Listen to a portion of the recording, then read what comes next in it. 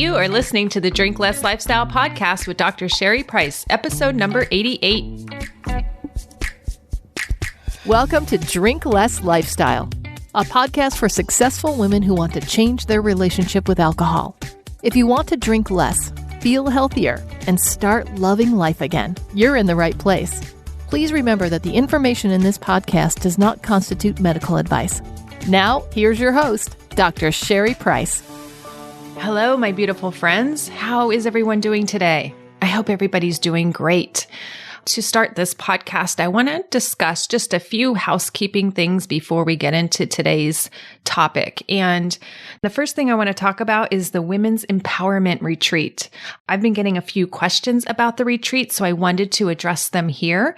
Yes, there are still some spots available as I am speaking and recording this podcast. So hopefully when it goes live, if you're interested in attending the event, there are still some spots available. And some of you have asked me how to find that page. Well, you could go to my website and you could go to Women's Empowerment Retreat, or you can directly go to the page itself, and that can be found at drinklesslifestyle.com/retreat. Again, that's drinklesslifestyle.com/retreat. And on that page, you will find all the details about this amazing retreat. And just to highlight a few of the details, we'll be meeting up on Thursday night. We'll have a chance to meet and mingle with each other at the beautiful Omni Hotel where it'll be located. We'll have a full day of empowerment on Friday and Saturday, and ending Saturday night celebrating our empowered selves at an amazing restaurant. So we'll be workshopping all day on Friday and all day on Saturday doing this empowerment work, which is all based around your defined goals and helping you achieve those goals. And of course, plan to have plenty of fun while we're doing all of these fun activities together. Another exciting announcement that I have is that I've hired a world-class coach to our team. I am so excited for Heidi Lakenan to join us. She is absolutely amazing. We are currently working behind the scenes and some exciting changes that we have planned for my memberships. And so I am so fortunate to have her as part of my team. She's also a women's empowerment coach, and she's downright phenomenal. How do I know? Because she's coached me, and I have to tell you, ladies, I am a hard nut to crack. I am a Taurus. I can be very stubborn. And so coaching me is not the easiest. But truly, she's really helped me have some breakthroughs on issues that I was having in my life. And I am delighted to have her as part of the team. I can't say it enough how much I enjoy her coaching, and in literally one session with her, I had a major breakthrough in my life, and it really changed a key relationship for me. So I'm delighted that we get to work together. And so that is actually a perfect segue in today's topic, because I was doing something in this relationship that wasn't elevating it. It wasn't taking it to the next level. It was actually harming it. And I couldn't see how I was contributing to that. And I know I couldn't find a way to work this for myself and find a solution. And so she's helped me to do that. And how this relates to today's topic is I define that behavior that I was doing as a form of self-sabotage. And that's what I want to discuss on today's podcast, is how to stop doing things that sabotages where we want to go. So just so we're all on the same page, I just want to define what self-sabotage means. It's any behavior that you do that doesn't take you closer to your goals. They are actually actions and behaviors that you take, and they take you off track or take you further away from your goals. And most of the time you can see it, and sometimes you can't. And when you see it, it's like, why do I keep doing this? Why do I keep self-sabotaging? Why do I keep doing this behavior in my life that is taking me further from the woman I want to be? It feels very disempowering. So if you've been following my Instagram in the last week, I've been posting about some common ways you may be self-sabotaging. And so you may have seen these posts. I talked about 10 signs that you may be self-sabotaging. So I want to review those here. So the first sign you may be self-sabotaging is you are procrastinating on your goals.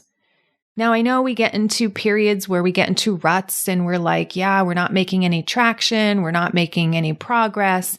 But when you keep procrastinating on your goals, sometimes that pattern can last months and years, right? And we know that doesn't feel good.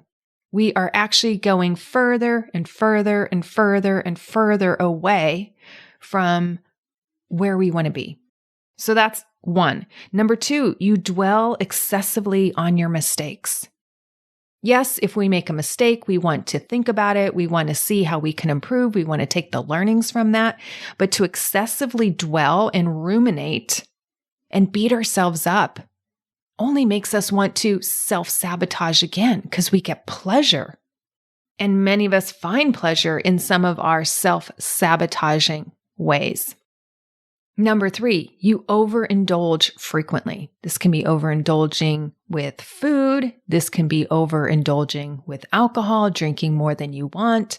This could be overindulging in terms of working more to avoid things in your life that need to be taken care of.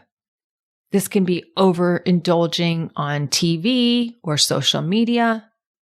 It's consuming more than we want to be consuming. Number four, another way to self-sabotage, you break promises to yourself often. Okay, so the key there is often, right? We know we're going to break promises to ourselves. This is not about perfection. But when we do it consistently and often, and it becomes this pattern, that's when it gets problematic. Number five, you avoid conflict and don't communicate your wishes, right? You're abandoning yourself. You're not true on what you want. You don't speak up for what you want. And many women do this because they are afraid of conflict. Number six, you prioritize being comfortable over being healthy, right? It may be just easier to come home and sit in front of the TV rather than doing something more healthy, like going for a walk. Again, if we're doing that consistently, right, that's a form of self-sabotage. Number seven, you justify or make excuses for your bad habits or undesired behavior. Yep. That was me for many months and years, right? Just kept justifying this overdrinking. It's because I'm stressed. I just want to relax. And it was a bad habit. I knew that. I wanted to take control of it. And I wanted to be empowered over alcohol. Absolutely. I just didn't know how. Number eight, you don't set standards for yourself and others. And I talk about this more in my programs about setting standards for yourself. Because if you don't, you just operate on default mode. And it's almost like society or other people are making decisions for you. Number nine, you overly compare yourself to others and don't feel good enough. Yes, we can do this periodically here and there, but if this is constantly where your brain goes to, it is a form of self-sabotage. And number 10, you don't seek out help or support to meet your own needs, right? If we're in that, I can do everything. I'm a control freak and I always love to do everything for myself. But there are times when I don't have the capacity. I don't have the knowledge. I don't have the skill set yet. And so I have to rely on others to help me. And knowing when I'm being too prideful and I'm being too stuck in thinking that I need to do it all, right? That is a form of self-sabotage because I am not actually getting to my goals. If thinking I have to do everything and I'm not allowing other people to help me towards my goals. So as I'm going through this list, right, I wanted to put some commentary around it because I know if I just heard this list from 1 through 10, I'd be like, yep, that's me. Yep, that's me. Yep, that's me. Yep, that's me. And I'd go crazy thinking, oh my gosh, I do almost all of these things or maybe every single one of them.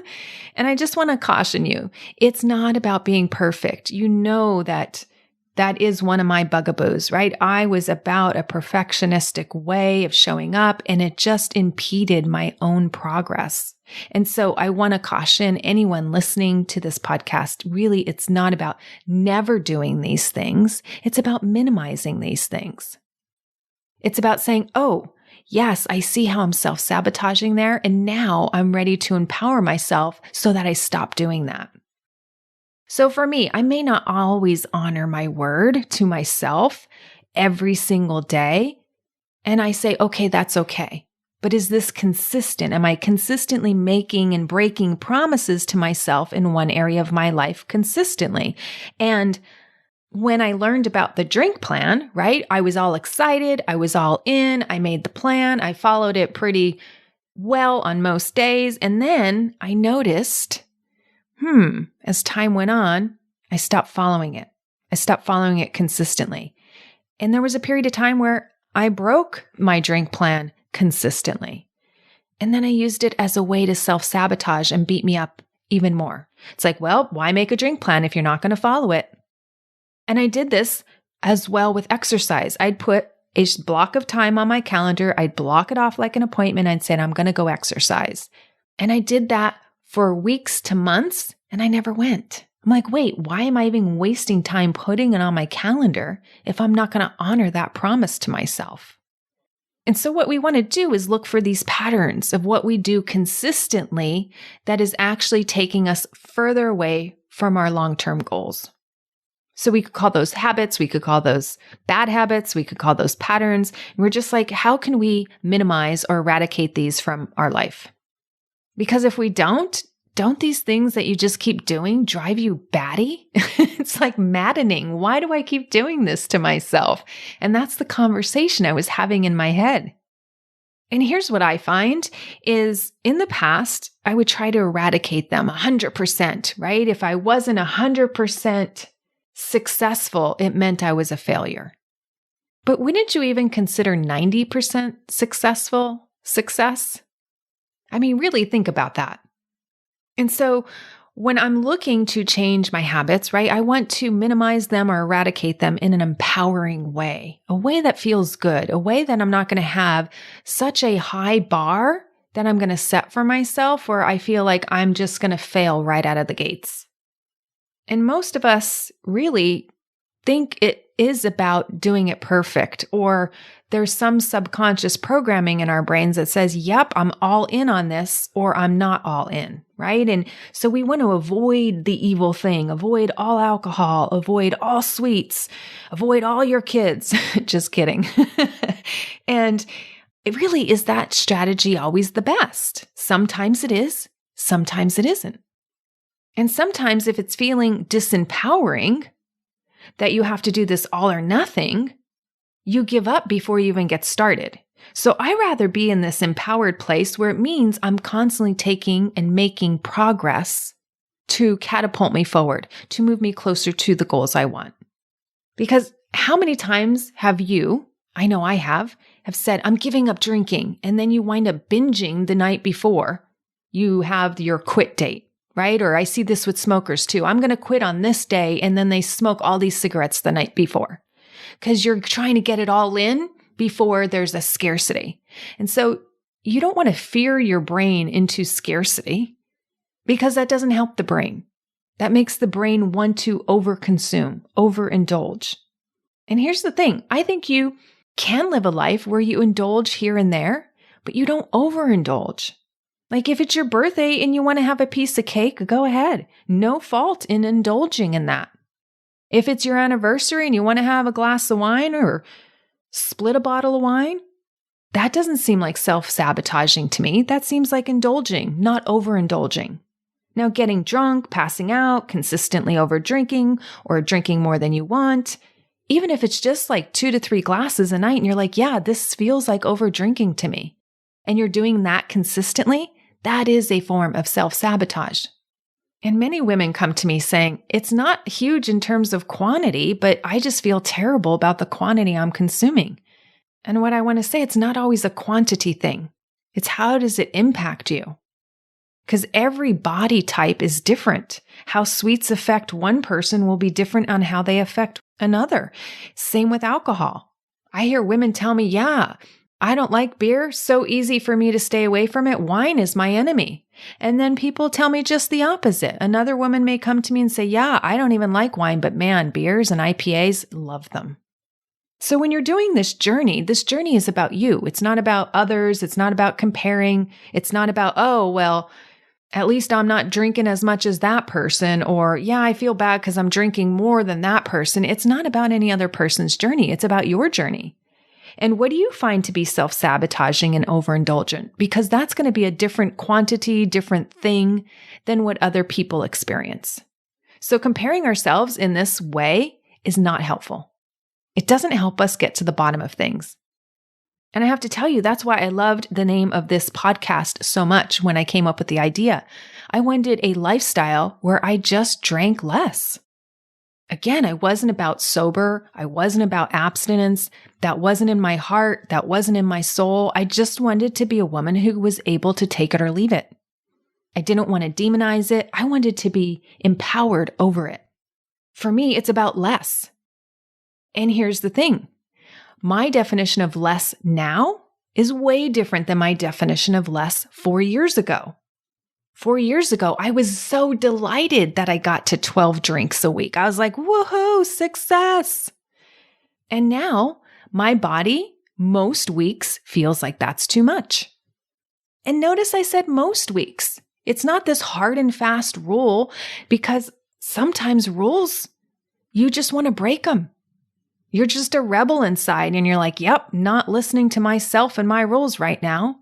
And so if I know my brain is wired like that and I go against that and I set these rules because that's what my neighbor did or my friend told me to do or what I read on a blog post, and I'm not honoring who I am and my journey on this, guess what I'm going to do? It's going to be setting myself up for failure. And when I think of drinking less, eating less, and working less, like not overworking, right? I feel that's all empowering. Like if I could structure my day where I get all my work done in the time I say I'm going to get it done, that's empowering. That means I have control. Because honestly, that's the truth, right? I have control over how I spend my time.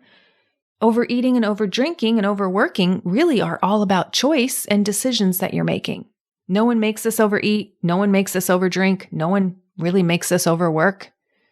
Those are decisions we get to make. Those are choices we get to make.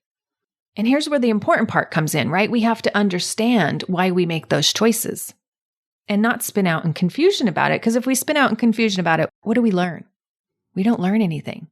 Or if we ask disempowering questions of ourselves, we don't really get good answers.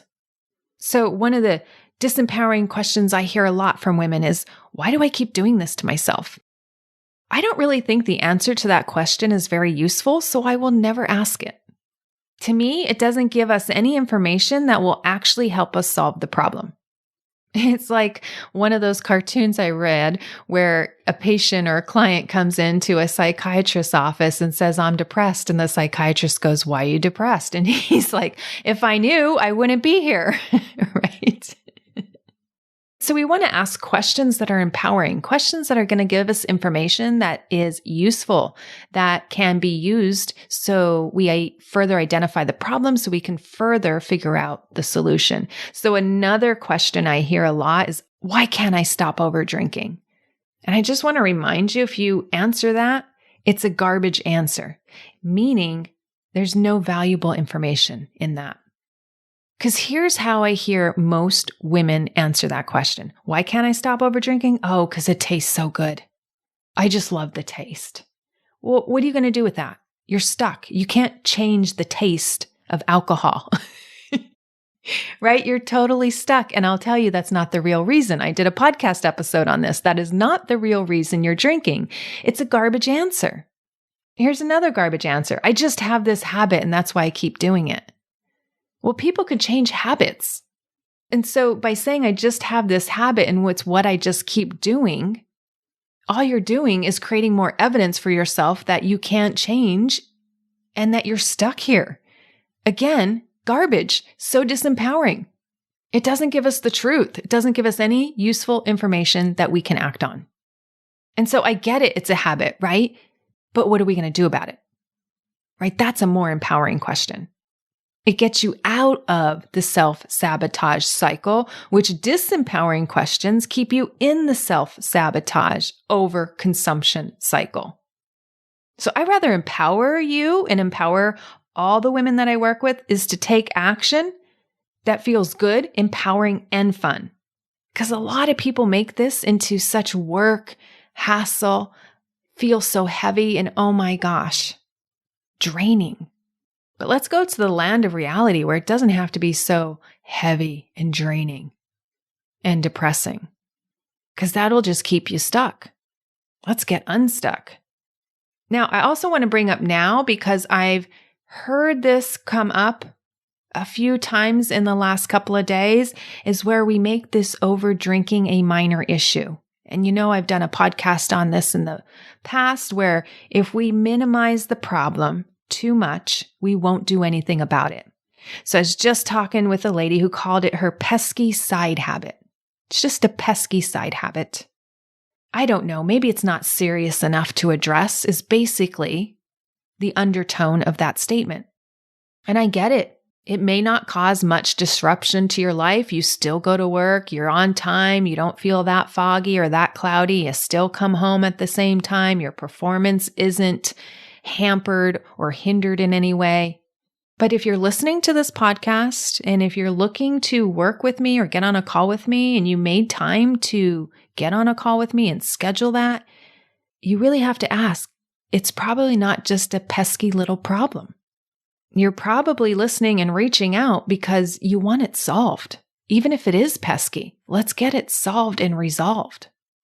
I remember I'd read books, listen to podcasts, read blogs, and go, goodness, why can't I just do this? Why can't I just do everything in this book? What are they recommending in this book again? I'd have to reread it. And it was almost like a form of entertainment, right? I was entertaining the idea, but not wanting it enough to fix and change it. And how did I know that?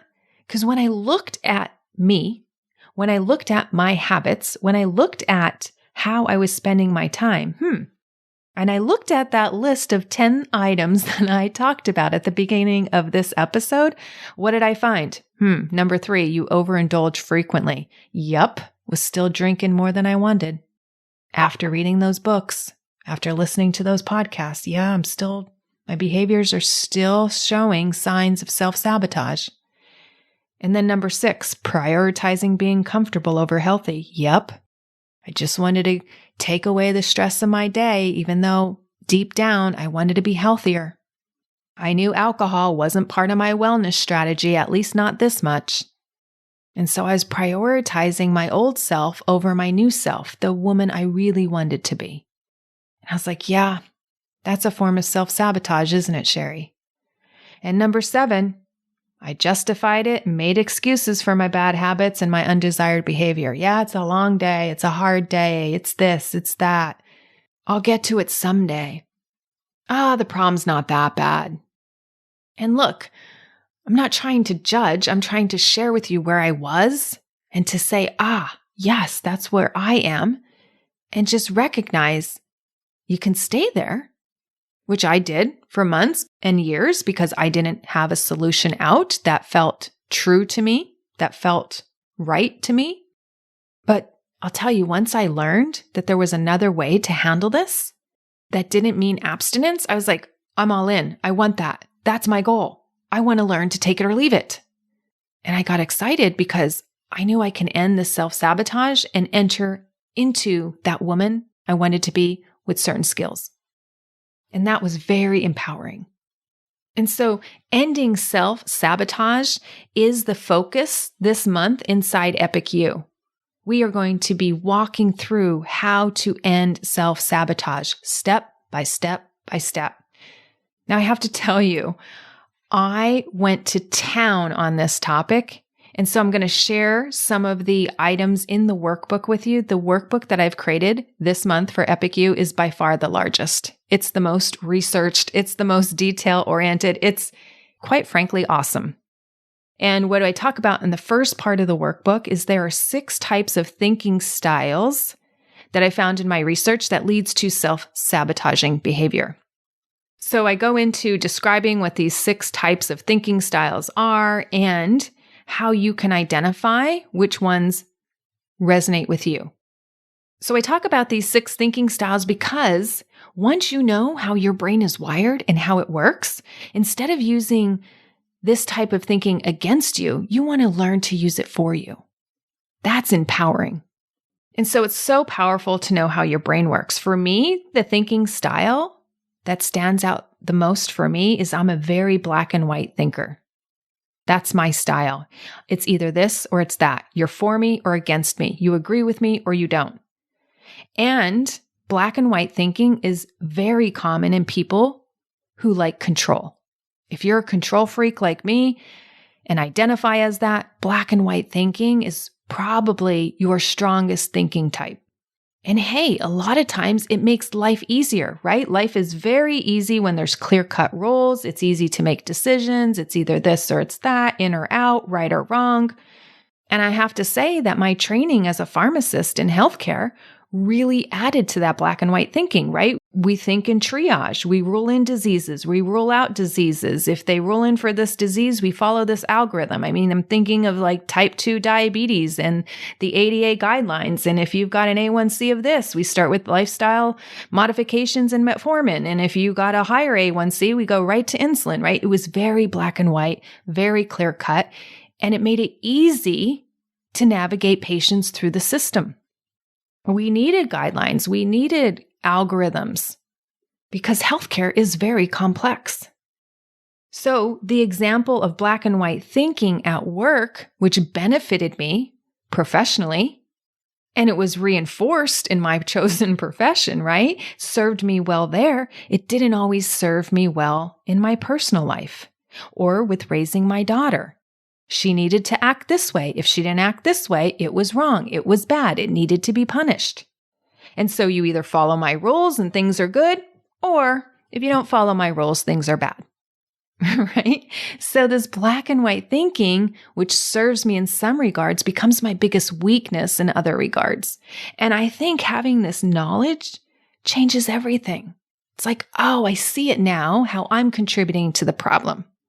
Right? And, my relationship was disastrous with her. I've talked about this on the podcast in previous episodes. It's like my way or the highway. And so we're arguing to see who's right or who's more right or who can outsmart the other person or out yell the other person. And it's exhausting. And it left me with a relationship that was disconnected and brought me more sorrow than joy. So here's the thing. If my brain is wired this way, how can I use it to enhance and empower my relationship with my daughter rather than destroying it? So we take that information and change it to application. How can we apply this in a way that begins serving our end game? Because look, none of us want to hinder with our efforts to get to a goal. If they're not working, we're going to say, oh yeah, that isn't working. Let me stop, please. And so that's where we move into the next phase of the workbook. We'll be discussing how to live more empowered, how to show up as the woman you want to be, considering your thinking style, considering what self-sabotaging behaviors you want to change. So there's a series of exercises in the workbook for you to identify what takes you off track, what takes you further away from your goals, and how we can empower you to get back on track and stay moving towards your goals. Because we know without a plan, your goal is just a wish. And then lastly, we go into how to upgrade your actions into powerful actions. And I love this concept, right? I talked about it just recently, a couple episodes ago, about power moves, how to take those power moves, those powerful actions to move towards that woman, wife, spouse, employee, whatever you want to achieve in your life, how to get there powerfully. This workbook, I have to tell you, is quite dense. It's not for the lighthearted, but it really is transformational. Not only that, it highlights so many different ways that you can end self-sabotage. And last week, I've sent out an email to everybody on my list, as well as my Instagram page, where I talk about the process to end self-sabotage. So I want to go over those key components with you here so we can break these bad habits and end these cycles that we don't want to be in. So the process to end self-sabotaging behaviors, number 1, know what benefit you derive from the self-sabotaging behavior. Have you ever asked yourself that? What benefit do I get from this? If I'm doing this over and over again, it must be adding to my life. How is it adding to my life? I want to know. It's such important information. It's an empowering question. Because if it's meeting a need, well, we want to still have that need met, just in a different way. Number 2, identify all the triggers that lead to the self-sabotaging behavior.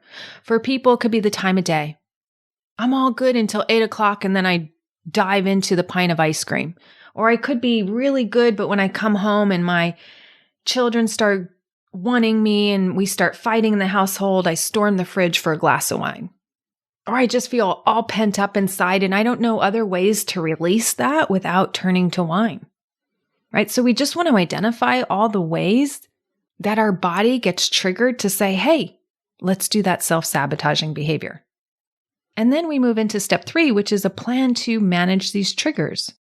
We basically want to make them into things that don't trigger us or de-trigger them.